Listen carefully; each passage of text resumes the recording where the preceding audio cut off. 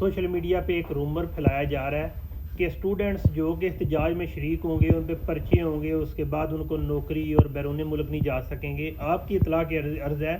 کہ ملتان بینچ جو کہ لاہور ہائی کورٹ میں ہے، ادھر جج صاحب نے باقاعدہ طور پہ فیصلہ دے دیا ہے کہ چھوٹے مقدمات، یعنی کہ جن لوگوں پہ چھوٹے مقدمات ہیں یا ایف آئی آر درج ہے یا کیس سے حراج ہو چکا ہے یا پھر ان کو جرمانے کا مسئلہ ہے، اگر جرمانہ پے کر دیا ہے تو ان کا کریکٹر سرٹیفکیٹ میں ریکارڈ نہیں لکھا جائے گا،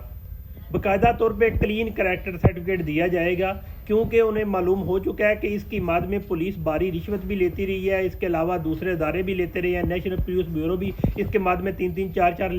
لاکھ لیتا رہا۔ اگر کسی بندے کا جو فار ایگزامپل آج کریکٹر سرٹیفکیٹ اپلائی کیا ہے اور اس کا ریکارڈ واش ہو چکا ہے، یعنی کہ وہ بری ہو چکا ہے یا پھر اس پہ کوئی مقدمہ تھا وہ بھی ختم ہو گیا، اس نے جرمانہ تھا وہ جرمانہ دے دیا ہے، تو اس کے بعد اس کے ریکارڈ میں کچھ نہیں لکھا جائے گا، اس کو کلین کریکٹر سرٹیفکیٹ دیا جائے گا۔ اور اگر کسی کے پاس مقدمات ہیں تو اس کی مد میں لکھا جائے گا، لیکن مقدمات مطلب بری ہو گیا تو اس پر نہیں لکھا جائے گا۔ اور فیک جو ایف آئی آر ہیں ان کو بھی جناب اندراج نہیں کیا جائے گا، جن کا کوئی لنک دنک جس طرح کے یہ معاملات ہیں، جس طرح کے احتجاج وغیرہ میں اس میں نام لکھ لیا گیا ہے، اس طرح کو بھی جناب کلین کیا جائے گا۔ اس لیے اس طرح کے رومر پہ یقین نہ کیجیے گا۔ آپ ملتان ہائی کورٹ بینچ کا فیصلہ جو ہے اس سوموار کو آیا تھا وہ پڑھ سکتے ہیں آن لائن گوگل پہ سرچ کر کے۔